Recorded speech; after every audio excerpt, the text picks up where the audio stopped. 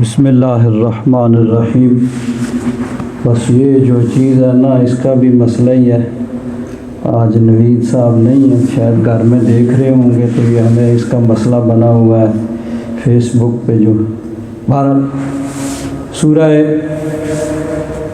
النساء اس کا ہم آج آغاز کر رہے ہیں، چونکہ اس صورت کے اندر بہت سے احکام وہ بیان ہوئے جن کا تعلق عورتوں سے ہے، جیسے نکاح وغیرہ۔ تو اس مناسبت سے چونکہ یہ لفظ بھی کئی دفعہ استعمال ہوا، تو اس کا نام النساء ہو گیا۔ قرآن پاک کی جتنی بھی صورتیں ہیں ان کا اکثر و بیشتر کسی مناسبت سے ان کا نام مشہور ہو گیا، جیسے آل عمران، وہاں حضرت عمران جو حضرت مریم کے والد تھے ان کا تذکرہ، ان کا واقعہ بیان ہوا، اس مناسبت سے ہو گیا۔ البقرہ، ایک بنی اسرائیل کے اندر ایک قتل ہوا، حضرت موسیٰ علیہ السلام سے پوچھا، آپ نے فرمایا گائے کو ذبح کرو اور پھر اس کا ایک ٹکڑا اس کو مارو، وہ زندہ ہو کے اپنے قاتل کا نام بتائے گا، تو اس مناسبت سے اس کا نام البقرہ ہو گیا۔ تو اسی مناسبت سے یعنی وہ کسی نام سے وہ صورتیں پکارا جانے لگی، مشہور ہوئیں، تو یہ صورت النساء کے نام سے پہچانی جاتی ہے۔ وَهِيَ 176 آیتاً، 176 یعنی 176 176 آیتیں ہیں اس میں۔ وَأَرْبَعَةٌ وَعِشْرُونَ 4 اور 20 24 رکوع ہیں اس کے اندر۔ اللہ تبارک و تعالیٰ نے ارشاد فرمایا، یا ایھا الناس، اے لوگوں، اتقوا ربکم، اپنے رب سے ڈرو، اس کا خوف دل کے اندر رکھو، تقوی اور پرہیزگاری اختیار کرو۔ الذی خلقکم من نفس واحدۃ، جس نے تمہیں ایک جان سے بنایا، یعنی حضرت آدم علیہ السلام سے۔ وخلق منہا زوجہا، اور انہی سے پھر ان کی زوجہ، ان کے جوڑے کو یعنی حضرت حوا کو پیدا کیا۔ وَبَثَّ مِنْهُمَا رِجَالًا كَثِيرًا وَنِسَاءً، اور پھر ان دونوں سے یعنی حضرت آدم اور حضرت حوا سے پھیلا دیے، بسا پھیلا دیے، منہما ان دونوں سے، حضرت آدم اور حضرت حوا سے، رجالاً کثیراً ونساء،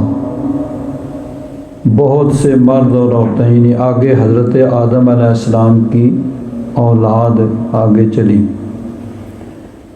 تو یہ ہے اسلام کا نظریہ کہ انسان کی تخلیق اس طرح ہوئی ہے کہ حضرت آدم علیہ السلام کو اللہ تبارک و تعالیٰ نے پیدا فرمایا، اور پھر حضرت آدم علیہ السلام سے حضرت حوا کی تخلیق ہوئی، جیسا کہ احادیث میں آتا ہے، خلقت المرأۃ من الرجل، عورت جو ہے وہ مرد سے پیدا کی گئی ہے۔ دوسری میں المرأۃ خلقت من ضلع، حضرت آدم علیہ السلام کو جب پیدا کیا گیا تو حضرت آدم علیہ السلام جنت میں آرام فرما رہے تھے، آپ کی ایک پسلی، ضلع پسلی کو الگ کیا گیا، اور اس سے پھر حضرت حوا ان کی تخلیق ہوئی، حضرت آدم علیہ السلام کی پسلی تھے۔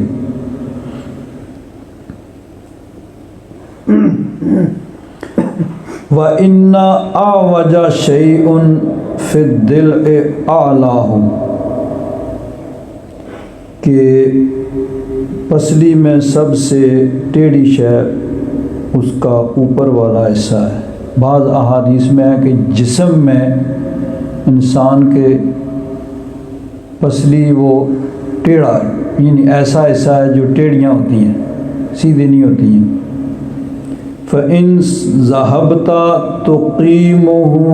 كَسَرْتَهُ، فرمایا کہ اگر تو اس کو سیدھا کرنے کی کوشش کرے گا تو توڑ دے گا۔ یعنی پسلی ایسی چیز ہے، اس کی بناوٹ تخلیق ہی ٹیڑھی ہے، اس کو اگر سیدھا کرنے کی کوشش کریں گے تو ٹوٹ جائے گی، سیدھی نہیں ہوگی۔ تو فرمایا وَإِنِ اسْتَمْتَعْتَ بِهَا اسْتَمْتَعْتَ بِهَا وَفِيهَا عِوَجٌ، اگر اسی ٹیڑھی سے تو فائدہ حاصل کرنا چاہے تو فائدہ، یعنی جسم اسی طرح رہے گا تو اس سے فائدہ اٹھاتا رہے گا، لیکن اگر سیدھا کرنے کی کوشش کرے گا تو پھر اس کو توڑ دے گا۔ اس کا مطلب یہ بھی ہے کہ عورت کوئی چیز اگر مزاج کے خلاف ہو، ایسی چیز جو پسند نہ ہو، تو اسی طرح ہی گزارا کرنا پڑے گا کہ اگر کوشش کریں گے تو پھر جس طرح پسلی جو ہے وہ ٹوٹ جاتی ہے تو اس میں پھر یہی ٹوٹنا ہوگا، تو اس لیے یہی ہے کہ پھر اسی طرح پھر گزارا کیا جائے۔ بس منہما رجالا کثیرا ونساء، اس کا معنی وزرع منہما اے من آدم وحواء رجالا کثیرا ونساء، یعنی حضرت آدم اور حضرت حوا سے پھر آگے بہت سے مرد عورتیں پیدا کیا۔ وَنَشَرَهُمْ فِي أَقْطَارِ الْعَالَمِ عَلَى اخْتِلَافِ أَصْنَافِهِمْ وَصِفَاتِهِمْ وَأَلْوَانِهِمْ وَلُغَاتِهِمْ، پھر یعنی دنیا میں ان کی اولاد کو آگے پھیلا دیا، ان کی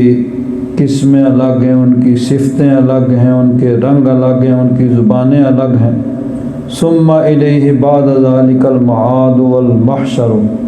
پھر سب کو اللہ تبارک و تعالی بروز محشر میدان محشر میں اکٹھا کرے گا۔ تو حضرت آدم علیہ السلام کی تخلیق کا بھی بار بار قرآن پاک میں تذکرہ ہوا کہ جس طرح حضرت آدم علیہ السلام کا پتلا مٹی سے بنایا گیا، پھر ان میں روح پھونکی گئی، اور پھر حضرت آدم علیہ السلام کی پسلی سے حضرت حوا کی تخلیق ہوئی، پھر آگے دنیا کے اندر اولاد آدم پوری دنیا میں پھیل گئی۔ یہ اسلامی نظریہ ہے کہ اس طرح اللہ تبارک و تعالیٰ نے دنیا میں انسانوں کو پیدا کیا۔ اب سائنس کا بھی ایک نظریہ ہے کہ وہ کہتے ہیں کہ بندر جو ہے اس کی شکل تبدیل ہوتے ہوتے وہ انسان بن گیا۔ تو یہ سائنس کا نظریہ ہے، سائنس کے نظریات بدلتے رہتے ہیں، آج یہ ہے کل کوئی اور آئے گا سائنسدان، وہ نئی تحقیق کرے گا تو وہ کہے گا یہ نہیں یہ صحیح ہے، وہ کہے گا یہ نہیں یہ صحیح ہے۔ تو بہرحال بالآخر سائنس گھوم پھر کے اسی پہ آ جائے گی جو اللہ تبارک و تعالیٰ کا ارشاد ہے اور وہی حق ہے۔ تو اللہ تبارک و تعالیٰ نے فرمایا کہ اے لوگو اللہ سے ڈرو جس نے تمہیں ایک جان سے پیدا کیا، وہ جان حضرت آدم علیہ السلام ہے۔ اس میں گویا ایک یہ بھی اشارہ ہے کہ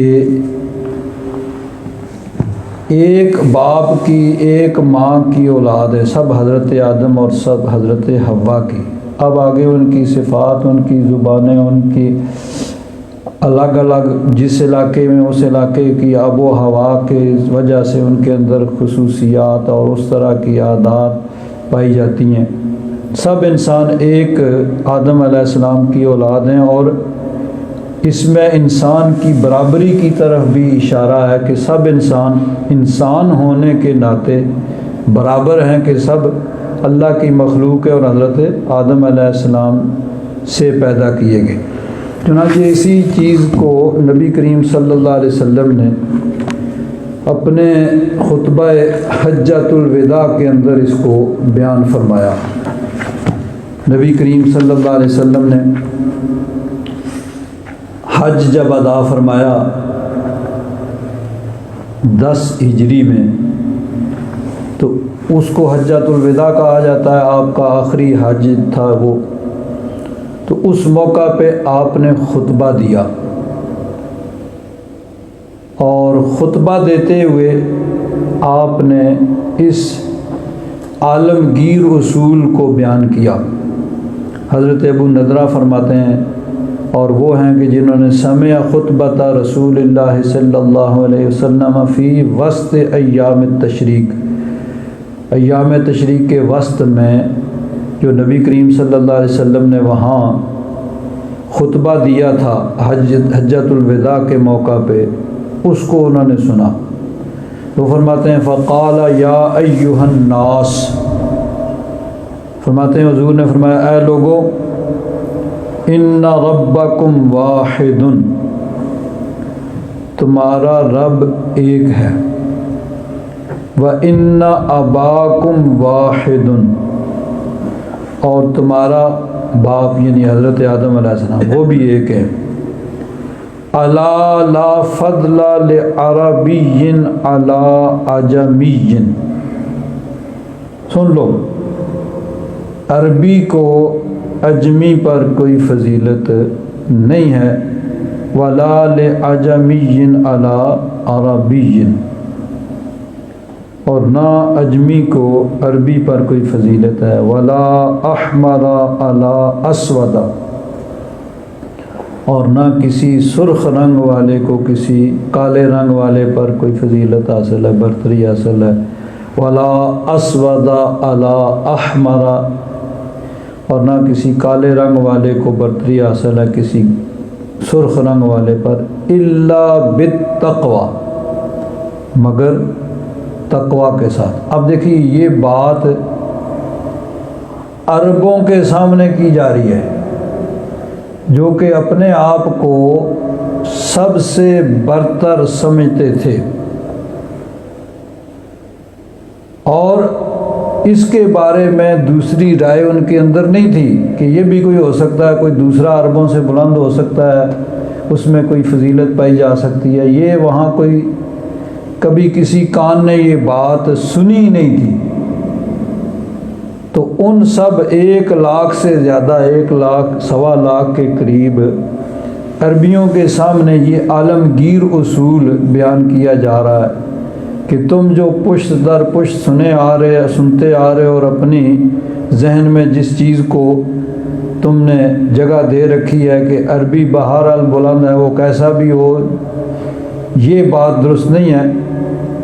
بنیادی طور پر خلقت کے اعتبار سے کسی عربی کو کسی اجمی پر نہ کوئی فضیلت حاصل، نہ کسی اجمی کو کسی عربی پر کوئی فضیلت حاصل ہے، نہ کسی کالے کو گورے پر، نہ کسی کو گورے کو کالے، احمر سرخ کو کالے پر، نہ کسی کالے کو سرخ پر، الا بالتقویٰ، ہاں تقویٰ کی وجہ سے ہے، یعنی اللہ تبارک و تعالیٰ کی بارگاہ میں تقویٰ اور پرہیزگاری، خوف خداوندی اس کو دیکھا جاتا ہے۔ جس کے دل میں جتنا زیادہ تقویٰ ہوگا وہ اتنا ہی اللہ تبارک و تعالیٰ کی بارگاہ میں قریب ہوگا۔ جس طرح قرآن پاک میں ارشاد فرمایا اللہ تبارک و تعالیٰ نے سورہ حجرات میں کہ ان اکرمکم عند اللہ اتقاکم، کہ تم میں اللہ تبارک و تعالیٰ کے نزدیک سب سے زیادہ عزت والا وہ ہے جو سب سے زیادہ متقی اور پرہیزگار ہے۔ یا ایھا الناس انا خلقناکم من ذکر و انثی، اے لوگو ہم نے تم نے ایک مرد اور ایک عورت یعنی حضرت آدم اور حضرت حوا سے پیدا کیا، وجعلناکم شعوبا وقبائل لتعارفوا، اور تمہارے خاندان اور قبیلے اس لیے بنائے تاکہ پہچان ہو۔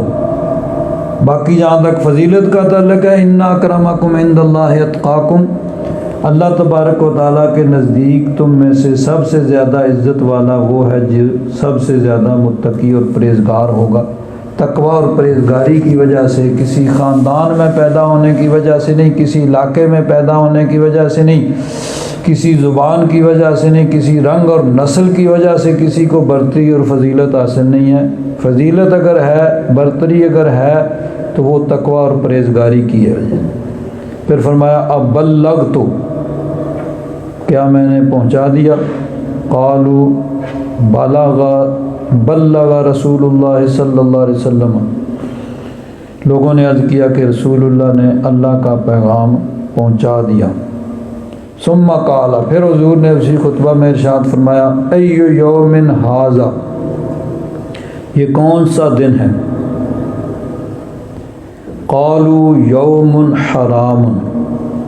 لوگوں نے کہا کہ یہ حرمت والا دن ہے، حج کا دن ہے، حج کے دنوں میں سے ایک دن ہے۔ بعض روایات میں حضور نے پوچھا کہ یہ کون سا دن ہے، تو لوگ خاموش رہے۔ سب کو پتہ تھا کہ حج کے ایام ہے، لیکن انہوں نے سمجھا کہ شاید حضور اب اس کا کوئی اور نام رکھیں گے، اس لیے انہوں نے خاموشی اختیار کی۔ اللہ و رسول عالم، کہا کہ اللہ رسول بہتر جانتے ہیں۔ تو حضور نے خود فرمایا کہ کیا یہ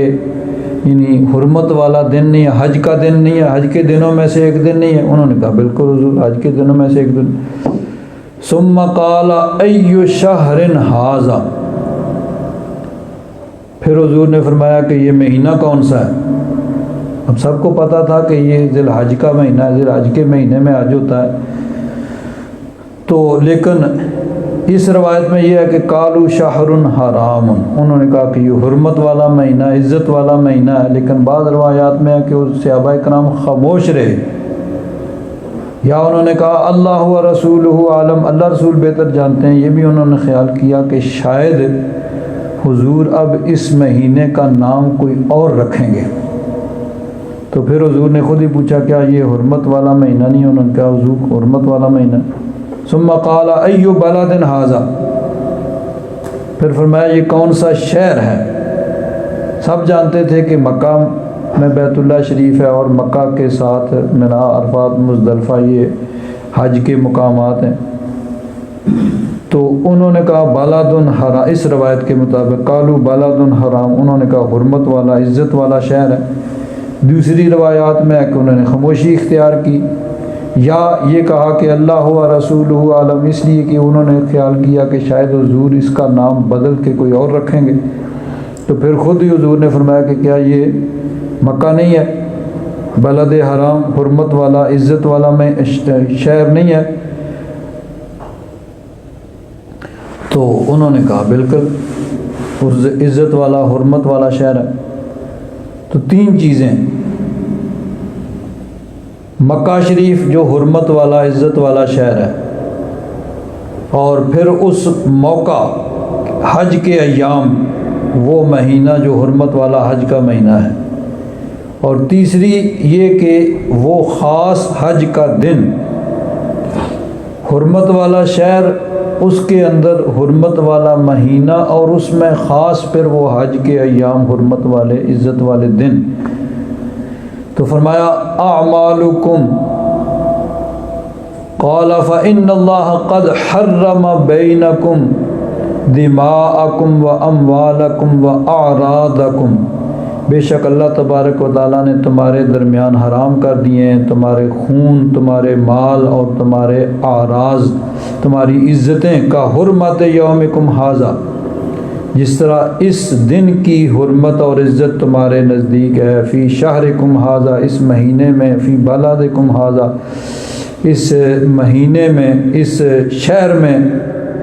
اس دن کی عزت اور حرمت ہے۔ اسی طرح اللہ تبارک و تعالیٰ نے تمہارے خون، تمہارے مال اور تمہاری عزتیں، ان کو بھی حرمت والا، عزت والا بنا دیا۔ کسی کے لیے جائز نہیں ہے کہ وہ کسی کا خون بہائے بلا وجہ،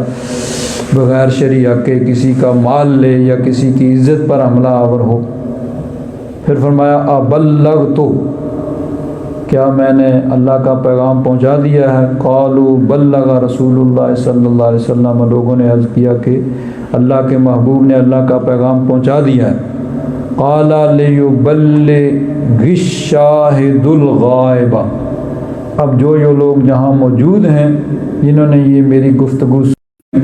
ان کی ذمہ داری اور ڈیوٹی ہے کہ جو یہاں موجود نہیں ہیں ان تک میرا یہ پیغام آگے پہنچا دیں۔ تو اب اس میں نبی کریم صلی اللہ علیہ وسلم نے وہ ایک عالمگیر بنیادی اصول بیان فرما دیا کہ اللہ کی ساری مخلوق، سب انسان ہونے کے ناطے برابر ہیں، کسی رنگ، کسی نسل، کسی خاندان، کسی زبان، کسی علاقے کی وجہ سے ان کو کوئی برتری حاصل نہیں ہے۔ ہاں تقوی اور پرہیزگاری کی وجہ سے اللہ کے نزدیک وہی عزت والا محترم ہے جس کے دل میں جتنا زیادہ تقوی اور پرہیزگاری ہوگی۔ اب یہ اسلام نے سب سے پہلے یہ اصول پیش کیا مساوات انسانی کا، کہ سب لوگ برابر ہیں۔ اور اسلام کا جو طریقہ ہے کہ صرف تھیوری نہیں پیش کی جاتی کہ تھیوری پیش کر دی اور پریکٹیکل نہیں۔ اسلام میں یہ ہے کہ جو کچھ نبی کریم صلی اللہ علیہ وسلم نے فرمایا ہے اس پر عمل بھی کر کے دکھایا ہے کہ دیکھو یہ ہم نے تھیوری پیش کی ہے اور یہ پریکٹیکل ہے کہ دیکھو ہم کر کے بھی دکھاتے ہیں۔ اگر ہم نے کہا کہ سارے انسان برابر ہیں تو بھی یہ برابری سب کو نظر آئے گی کہ کیسے برابر ہیں۔ اب کیسے برابری تھی؟ نبی کریم صلی اللہ علیہ وسلم کی بارگاہ میں حضرت بلال حبشی کو جو مرتبہ اور مقام حاصل تھا وہ کسی اور کو حاصل نہیں تھا، حتیٰ کہ ایسے بھی مواقع آئے کہ حضرت صدیق اکبر موجود ہیں، حضرت فاروق اعظم موجود ہیں، حضرت عثمان غنی موجود ہیں، حضرت حیدر کرار موجود ہیں، لیکن جو شرف حضرت بلال حبشی کو دیا جا رہا وہ کسی اور کو نہیں دیا جا رہا، حالانکہ وہ غلام تھے اور حضرت صدیق اکبر نے ان کو خرید کر آزاد کیا تھا، کالے رنگ کے تھے۔ لیکن اسلام نے جب کہا کہ سارے انسان برابر ہیں تو پھر برابری کر کے دکھائی، بھئی ایسے برابری ہوتی ہے۔ اور ایک حدیث پاک میں آتا ہے،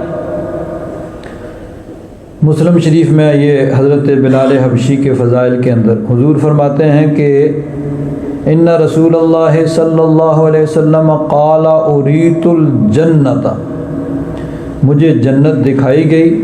فرأیت امرأۃ ابی طلحہ، تو وہاں پر میں نے حضرت ابو طلحہ کی زوجہ حضرت ام سلیم ان کو دیکھا۔ یہ حضرت انس بن مالک رضی اللہ تعالیٰ عنہ ان کی والدہ تھیں، اور بعض روایات کے مطابق نبی کریم صلی اللہ علیہ وسلم کی رضائی خالہ تھیں، بہت ہی مرتبے والی اور تقوی اور پرہیزگاری والی خاتون تھیں۔ تو فرمایا میں نے ان کو جنت میں دیکھا۔ پھر فرمایا ثم سمعت خشخشۃ امامی، پھر میں نے اپنے آگے جوتوں کی آہٹ سنی، چلنے کی آہٹ سنی، فَإِذَا بِلَالٌ، تو کیا دیکھا کہ وہ بلال ہیں، یعنی میرے آگے آگے جنت میں چل رہے ہیں۔ دوسری حدیث میں حضرت بلال حبشی کو حضور نے طلب فرمایا، نماز فجر، یعنی نماز فجر حضور نے پڑھی، تو نماز فجر پڑھ کے حضور نے حضرت بلال حبشی کو بلا کے فرمایا، یا بلال حدثنی بارجع عمل عملتہ عندک فی الاسلام منفعۃ، سب سے بہتر جس عمل کو تم سمجھتے ہو وہ بتاؤ، کون سا تم عمل کرتے ہو؟ فإنی سمعت اللیلۃ خشف نعلیک بین یدی فی الجنہ، کہ آج رات میں نے تمہارے جوتوں کی آواز، تمہارے چلنے کی آواز، خشخشۃ نعلیک، جوتوں چلنے سے جوتوں کی جو آواز پیدا ہوتی ہے ٹک ٹک کی، وہ تو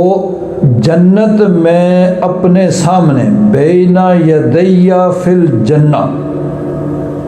جنت میں اپنے سامنے میں نے تیرے چلنے کی آواز، جوتوں کی آواز کو سنا ہے۔ حضرت بلال حبشی نے عرض کیا، ما عملت عملا فی الاسلام ارجع عندی منفعۃ من انی لا اتطہر طہورا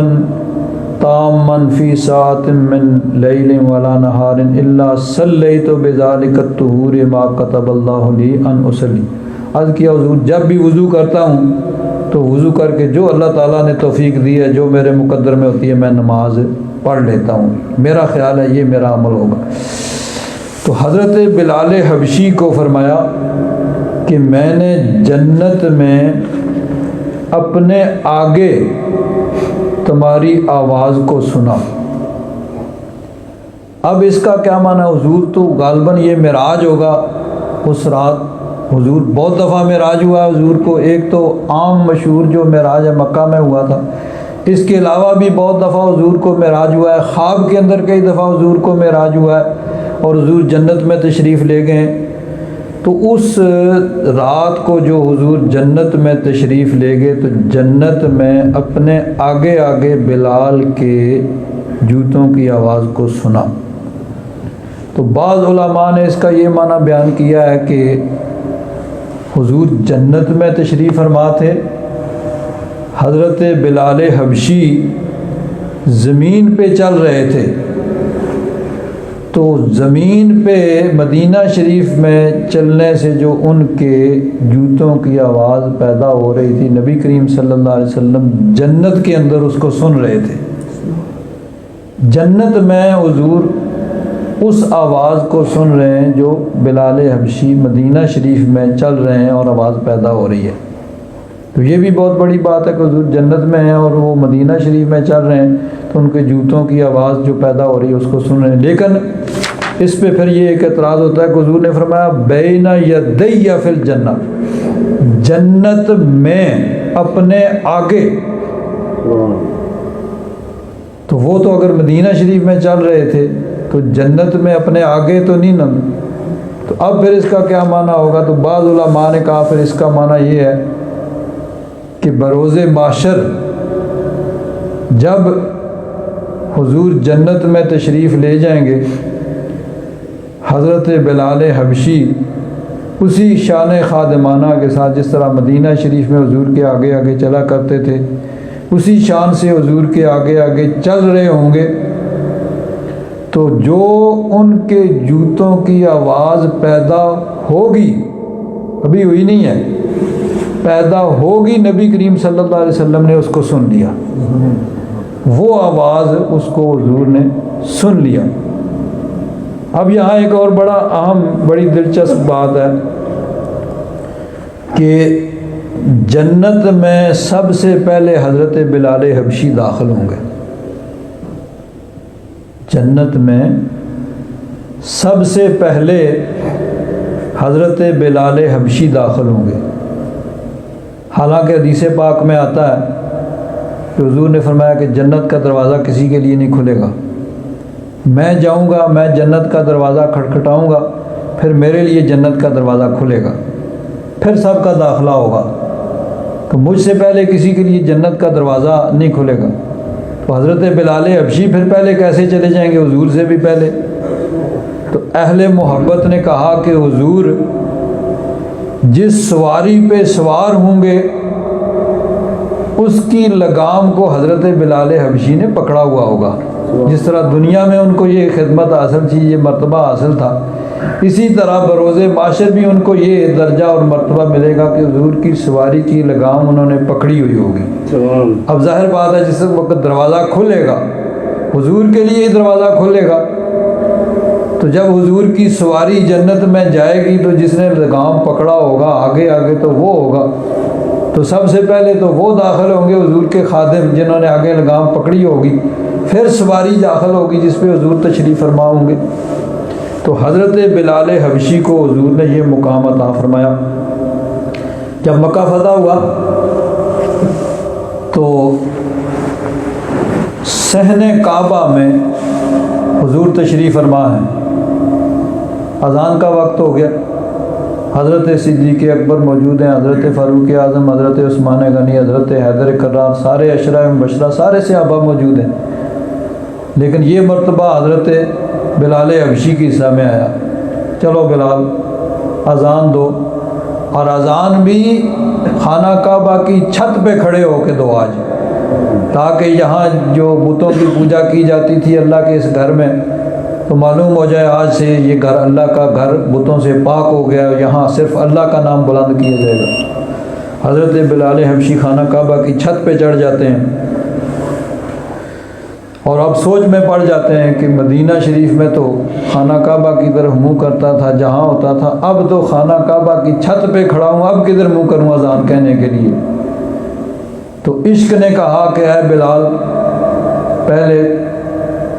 بیت اللہ کی طرف خانہ کعبہ کی طرف منہ کرتے تھے، اب کعبے کی طرف منہ کر لو، اللہ کے محبوب کی طرف منہ کر کے حضرت بلال حبشی اذان کہتے ہیں، اللہ اکبر اللہ اکبر۔ تو بہرحال اسلام نے صرف یہ تھیوری پیش نہیں کی ہے کہ سب انسان برابر ہیں، بلکہ اس تھیوری کو عملاً پریکٹیکلی کر کے دکھایا، بھئی دیکھو اس کو برابری کہا جاتا ہے، یہ اسلام کی جو تھیوری ہے کہ سب انسان برابر ہیں انسان ہونے کے ناطے، تو اس کا پریکٹیکل دیکھ لو کہ ہم نے جو کہا ہے صرف زبانی نہیں کہا ہے بلکہ اس کو کر کے دکھایا، بھئی دیکھو یہ سب انسان برابر ہیں اور سب انسانوں کو برابر حقوق دیے جاتے ہیں۔ اسی طرح دیکھیے حضور کے غلام تھے حضرت زید بن حارثہ، حضور نے ان کو آزاد کیا، آزاد کر کے ان کو منہ بولا بیٹا بنا لیا۔ تو اس زمانے کی روٹین کے مطابق ان کو کہا جاتا زید بن محمد۔ اگر کوئی کسی کو منہ بولا بیٹا بناتا تھا، متبنہ بناتا تھا تو اس کو اسی کے نام سے پکارا جاتا تھا۔ پھر قرآن پاک میں فرمایا گیا ادعوہم لآبائہم، تو پھر ان کو زید بن محمد کی بجائے زید بن حارثہ کہا جانے لگا۔ اللہ تعالیٰ نے فرمایا کہ ان کے جو اصلی باپ ہیں نسبی، ان کے نام سے ان کو پکارو۔ لیکن نبی کریم صلی اللہ علیہ وسلم نے اس اپنے غلام کو جس کو آپ نے آزاد کیا تھا، وہی ساری محبت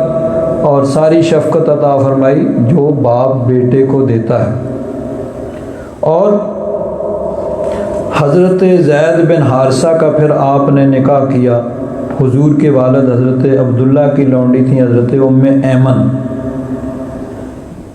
جن کو نبی کریم صلی اللہ علیہ وسلم کی پرورش کا بھی حضور کی والدہ کی وفات کے بعد انہوں نے حضور کی پرورش کی۔ حضور ان کو کہتے تھے امی بعد امی، میری ماں کے بعد یہ میری ماں ہیں، انہوں نے حضور کو پالا تھا۔ حضرت ام ایمن کے ساتھ ان کا نکاح کیا حضرت زید بن حارثہ کا، اور ان کے بیٹے پیدا ہوئے حضرت اسامہ بن زید۔ اب حضرت ام ایمن جو تھیں وہ حبشی النسل تھیں، کالے رنگ کی، تو حضرت زید کے بیٹے حضرت اسامہ وہ حضرت زید کی طرح یعنی عربیوں کی طرح نہیں تھے، حبشیوں کی طرح کالے رنگ کے تھے۔ تو وہ کالے رنگ کے غلام کے بیٹے، لیکن ان کو بھی نبی کریم صلی اللہ علیہ وسلم نے وہی مرتبہ اور مقام دیا جو کوئی انسان اپنے پوتے کو دے سکتا ہے۔ حضرت زید بن حارثہ کو جس بھی لشکر میں بھیجا گیا اس کا سردار یعنی امیر لشکر کا حضرت زید بن حارثہ کو ہی بنا کے بھیجا گیا۔ جس لشکر میں وہ یعنی حضور خود نہیں گئے، صحابہ کرام کو بھیجا، اس میں زید بن حارثہ ہیں، تو چاہے کبار صحابہ کرام سارے ہوں، امیر لشکر حضرت زید بن حارثہ ہوتے تھے۔ یہ ہے نا برابری جو اسلام نے اگر تھیوری پیش کی ہے تو کر کے دکھایا۔ غزوہ موتا جس میں شہید ہوئے اس میں بھی وہی امیر لشکر تھے۔ ان کی شہادت کے بعد پھر حضرت جعفر طیار جو حضرت علی کے بھائی حضور کے چچا کے بیٹے تھے، ان کی حضرت زید بن حارثہ کی شہادت کے بعد پھر انہوں نے لشکر کا چارج سنبھالا۔ ان کی شہادت کے بعد پھر حضرت عبداللہ بن رواحہ، ان کی شہادت کے بعد پھر حضرت خالد بن ولید وہ امیر لشکر بنے، اور پھر اللہ تعالیٰ نے ان کو فتح عطا فرمائی۔ تو یہ ہے برابری۔ اسی طرح حضرت زید بن حارثہ کے بیٹے حضرت اسامہ بن زید، ان کو بھی حضور ایک لشکر کا امیر بنایا، حالانکہ یہ کوئی 18-20 سال کے قریب ان کی عمر ہوگی، اور اس لشکر میں حضرت صدیق اکبر، حضرت فاروق اعظم یہ بھی موجود تھے، لیکن امیر لشکر بنایا حضرت اسامہ بن زید کو۔ تو بعض لوگوں نے اعتراض کیا، بھئی یہ ایک غلام کا بیٹا ہے، کالے رنگ کا ہے، اور ہے بھی نوخیز، ابھی نوجوان ہے، تو اس کو امیر بنایا جا رہا ہے، اور اتنے بڑے بڑے حضرات اس لشکر کے اندر ہیں۔ تو جب انہوں نے اعتراض کیا تو نبی کریم صلی اللہ علیہ وسلم نے فرمایا، حضرت عبداللہ بن عمر فرماتے ہیں، بعث رسول اللہ صلی اللہ علیہ وسلم بعثا وامر علیہم اسامہ بن زید، ایک لشکر بھیجا اور اس کا امیر بنایا حضرت اسامہ بن زید کو۔ فطعن الناس فی امرأتہ، ان کی امارت میں لوگوں نے طعن کیا، کو بات چیت کی کہ یہ دیکھو جی، اس کو یہ کالے رنگ کا غلام کا بیٹا اور اس کو امیر بنا دیا گیا۔ تو نبی کریم صلی اللہ علیہ وسلم کی اس کی خبر ملی، فقام رسول اللہ صلی اللہ علیہ وسلم، تو نبی کریم صلی اللہ علیہ وسلم نے کھڑے ہو کے خطبہ دیا، فقال ان تطعنوا فی امرأتہ، اگر تم اس کی امارت کے اندر طعن کر رہے ہو، اس پہ اعتراض کر رہے ہو، فقد کنتم تطعنون فی امرأت ابیہ، اس سے پہلے تم اس کے باپ کی امارت پر بھی اعتراض کیا کرتے تھے۔ وَأَيْمُ اللَّهِ إِنْ كَانَ لَخَلِيقًا لِلْإِمْرَةِ، اللہ کی قسم وہ بھی امارت کا حقدار تھا، یعنی حضرت زید بن حارثہ جو ان کے باپ تھے۔ وَإِنْ كَانَ لَمِنْ أَحَبِّ النَّاسِ إِلَيَّ، اور فرمایا سن لو، وہ مجھے سب لوگوں سے زیادہ پیارا تھا۔ وَإِنَّ هَذَا لَمِنْ أَحَبِّ النَّاسِ إِلَيَّ بَعْدَهُ، اور اس کے بعد یہ مجھے سب لوگوں سے زیادہ پیارا ہے۔ یہ ہے برابری کہ کالے رنگ کا غلام کا بیٹا ہے، اس کو یہ درجہ اور مرتبہ نبی کریم صلی اللہ علیہ وسلم کی بارگاہ سے مل رہا ہے۔ چنانچہ حضرت فاروق اعظم کا زمانہ ہوا، آپ نے اپنے زمانے میں وظائف دیے لوگوں کو، تو اس جب وظائف دیے تو حضرت اسامہ بن زید، یہ حضرت اسامہ بن زید، ان کو 5000 مقرر کیا ان کا وظیفہ، اور اپنے بیٹے حضرت عبداللہ بن عمر، اپنے بیٹے کا 2000 وظیفہ مقرر کیا۔ حضرت اسامہ بن زید کا 5000 اور اپنے بیٹے عبداللہ بن عمر کا 2000۔ تو حضرت عبداللہ بن عمر آئے اور کہنے لگے، ابا جی آپ نے اسامہ کو مجھ پر فضیلت دی ہے، ان کو 5000 وظیفہ مقرر کیا ہے، میرا 2000 مقرر کیا، حالانکہ جن جن مارکوں میں گیا ہوں وہاں اسامہ نہیں گئے ہیں، کیونکہ حضرت اسامہ بن زید یہ تو بچے تھے، حضور کے وصال کے قریب، یعنی تقریباً اس وقت 18-20 سال ان کی عمر تھی، تو شروع کے جتنے مارکے ہیں ان میں تو وہ جا ہی نہیں سکے، بدر میں، احد میں، خندق میں۔ اور حضرت عبداللہ بن عمر غالباً یہ بچپن کی وجہ سے بدر میں شامل نہیں ہو سکے تھے، باقی مارکوں میں یہ سب میں شامل ہوئے۔ تو انہوں نے کہا کہ میں ان مارکوں میں گیا ہوں جن میں اسامہ جا ہی نہیں سکے، اور آپ نے اس کو مجھ پر فضیلت دی ہے کہ اس کا وظیفہ 5000 مقرر کیا ہے اور میرا 2000 مقرر کیا ہے۔ تو حضرت فاروق اعظم نے فرمایا، رسول اللہ کے نزدیک اسامہ تم سے زیادہ محبوب تھے، اور اسامہ کا باپ تمہارے باپ سے زیادہ محبوب تھا۔ اپنے بارے میں کہہ رہے حضرت فاروق اعظم کہ اسامہ تمہاری نسبت نبی کریم صلی اللہ علیہ وسلم کو زیادہ پیارے تھے، اور ان کا باپ زید بن حارثہ تمہارے باپ عمر بن خطاب کی نسبت نبی کریم صلی اللہ علیہ وسلم کو زیادہ پیارے تھے، تو اس نسبت کو دیکھتے ہوئے میں نے یہ وظائف مقرر کیے۔ اور ایک روایت میں ام المومنین حضرت عائشہ صدیقہ فرماتی ہیں کہ ایک دفعہ حضرت اسامہ بن زید بچے تھے، تو وہ گر پڑے اور گھر کی چوکھٹ پہ ٹکرایا ان کا سر، اور چوٹ لگ گئی، ان کا خون نکل آیا۔ تو نبی کریم صلی اللہ علیہ وسلم نے ام المومنین حضرت عائشہ صدیقہ سے فرمایا کہ ان کا خون صاف کرو۔ تو ام المومنین حضرت عائشہ صدیقہ فرماتی ہیں ان کو یہ چیز ذرا محسوس ہوئی، تو نبی کریم صلی اللہ علیہ وسلم خود اٹھے اور خود اٹھ کر ان کا خون صاف کیا اور اپنا لعاب دہن تھوک مبارک ان کے زخم پہ لگایا۔ تو یہ نبی کریم صلی اللہ علیہ وسلم کی بارگاہ میں ان کا درجہ اور مرتبہ تھا۔ اور یعنی جس کو برابری کہا جاتا ہے یہ ہے جو اسلام نے کر کے دکھائی ہے، کہ صرف تھیوری نہیں پیش کی ہے بلکہ عملاً برابری کر کے دکھائی ہے۔ بھئی دیکھو سب انسان برابر ہیں، ورنہ آج دنیا میں اس چیز کا مطلب ہے چرچا تو ہوتا ہے لیکن عملاً وہ چیز نہیں ہوتی جس طرح اس کا پرچار کیا جاتا ہے، اتنا چرچا کیا جاتا ہے۔ عملاً اگر برابری کر کے دکھائی ہے تو وہ اسلام نے، نبی کریم صلی اللہ علیہ وسلم نے یہ اگر فرمایا کہ سب انسان برابر ہیں، سب آدم کی اولاد ہے، تو پھر یہ برابری کر کے بھی دکھائی ہے، بھئی دیکھو ایسے برابری ہوتی ہے۔ تو اللہ تبارک و تعالیٰ نے ارشاد فرمایا یا ایھا الناس اتقوا ربکم الذی خلقکم من نفس واحدۃ، اے لوگو اللہ سے ڈرو جس نے تمہیں ایک جان سے پیدا کیا، یعنی حضرت آدم علیہ السلام سے، وخلق منھا زوجھا، اور انہی سے یعنی ان کی پسلی سے حضرت حوا ان کی زوجہ اس کو پیدا کیا، وبث منہما رجالا کثیرا ونساء، اور پھر ان دونوں سے آگے بہت سے مرد اور عورتیں پھیلا دی، پوری دنیا میں ان کی اولاد آگے پھیلا دی۔ واتقوا اللہ الذی تساءلون بہ والارحام، اور اللہ سے ڈرو جس کے نام کا تم واسطہ دیتے ہو، اور ارحام اس کا ایک تو معنی یہ ہے کہ ارحام یعنی رشتے قطع کرنے سے،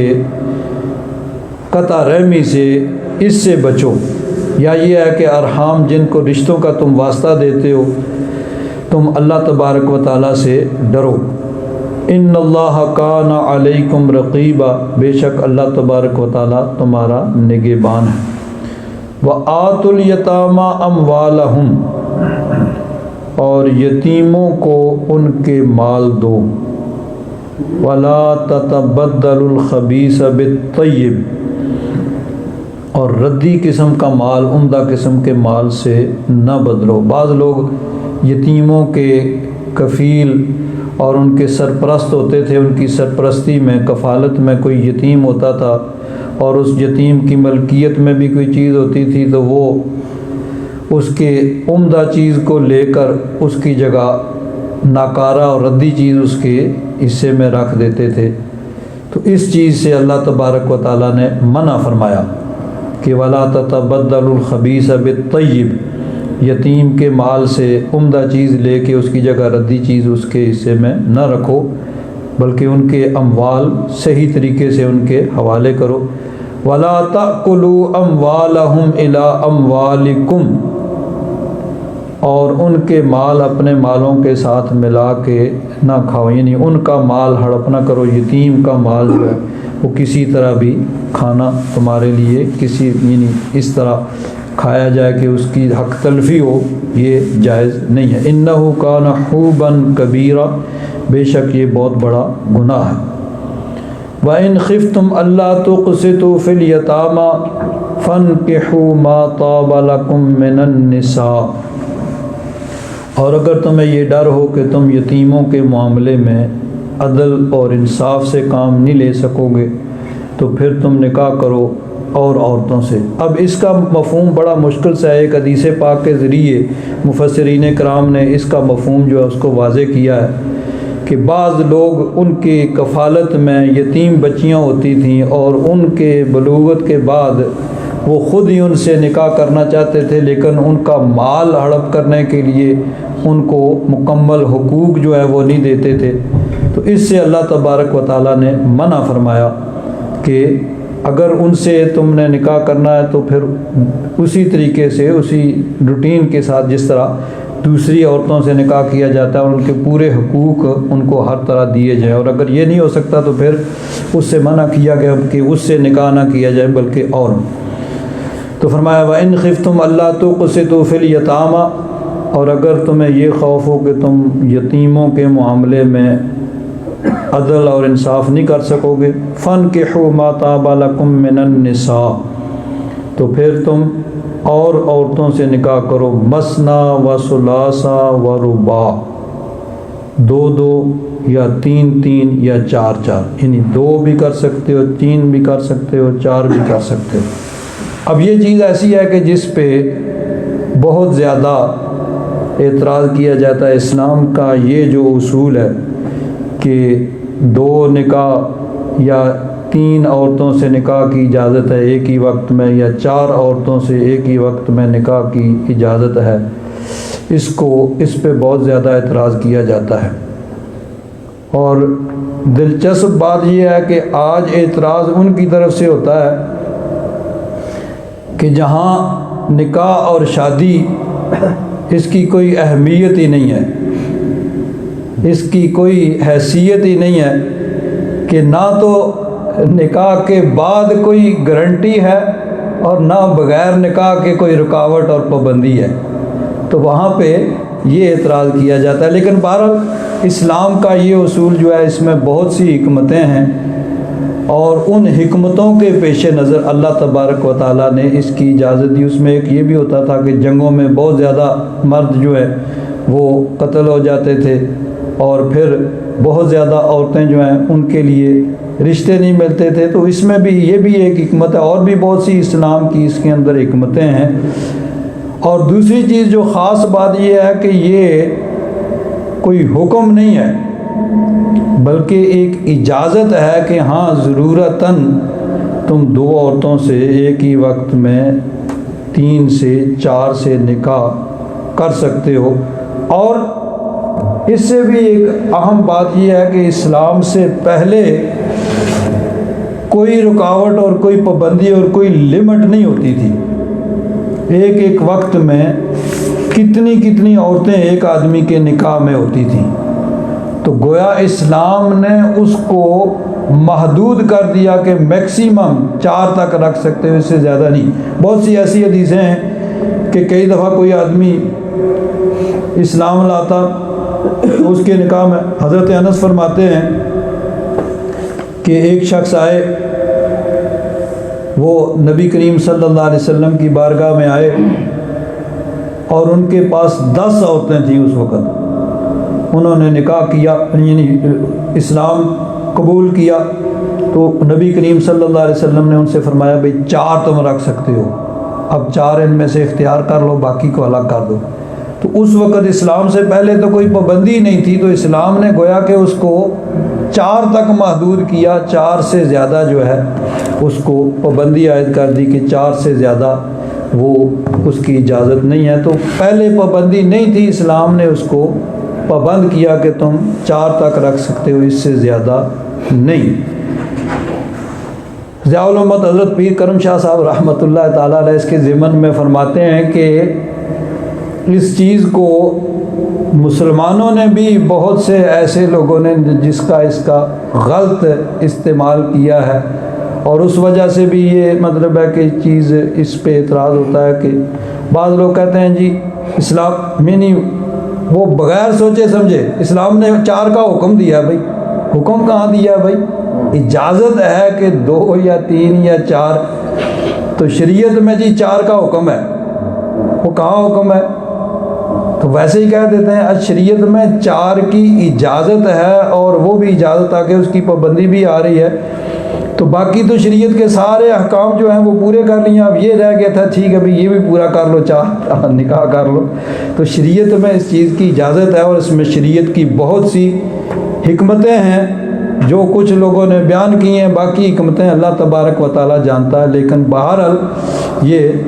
اسلام کا جو حکم ہے وہی برحق ہے، چاہے لوگوں کی سمجھ میں آئے یا نہ آئے۔ تو اللہ تبارک و تعالیٰ نے فرمایا کہ 2 یا 3 یا 4 ان سے تم نکاح کر سکتے ہو۔ فَإِنْ خِفْتُمْ أَلَّا تَعْدِلُوا، اور اگر تمہیں یہ ڈر ہو کہ تم عدل اور انصاف نہیں کر سکو گے، فَوَاحِدَةً، تو پھر ایک، یعنی اس صورت میں پھر ایک کی اجازت ہے، کہ یہ نہیں کہ ایک سے زیادہ نکاح کر کے پھر اس میں عدل و انصاف نہ کیا جائے۔ تو اگر عدل و انصاف نہیں کہے گا تو بروز قیامت پھر بہت زیادہ مشکل پیش آئے گی، کہ نبی کریم صلی اللہ علیہ وسلم نے فرمایا کہ اگر کسی کے نکاح میں 2 عورتیں ہیں اور وہ ایک کی طرف اس طرح مائل ہو جاتا ہے کہ دوسری کو چھوڑ دیتا ہے، کل معلقہ، جیسے معلق ہے درمیان میں، نہ زمین پر نہ آسمان میں، یعنی نہ تو وہ اس کے حقوق اس کو دیتا ہے اور نہ اس کو چھوڑتا ہے کہ کہیں اور وہ نکاح کر لے۔ تو فرمایا کہ قیامت کے دن اٹھے گا تو اس کی صورت حال یہ ہوگی کہ جس طرح انسان کا ایک حصہ فالج زدہ ہوتا ہے، اس طرح وہ اٹھے گا۔ تو اس لیے فرمایا فَإِنْ خِفْتُمْ أَلَّا تَعْدِلُوا، اگر تمہیں یہ ڈر ہو کہ تم عدل و انصاف نہیں کر سکو گے تو فَوَاحِدَةً، پھر ایک پر اکتفا کرو، او ما ملکت ایمانکم، یا جو تمہارے ہاتھوں کی ملکیت ہوں، یعنی وہ اسلام سے پہلے بھی لونڈیاں اور غلاموں کا دور تھا، تو چونکہ اسلام نے ایسا طریقہ کار اختیار کیا ہے کہ وہ لونڈی اور غلام جو ہیں وہ ہمیشہ ہمیشہ کے لیے بہت جلد وہ سلسلہ ختم ہو گیا، تو بہرحال اس وقت اجازت تھی۔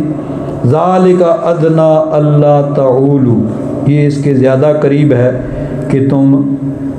راہ حق سے نہ ہٹو۔ وَآتُوا النِّسَاءَ صَدُقَاتِهِنَّ نِحْلَةً، اور عورتوں کے صداق یعنی ان کے مہر تم خوش دلی سے ادا کرو، جو حق مہر مقرر کیا جائے اس کو خوش دلی سے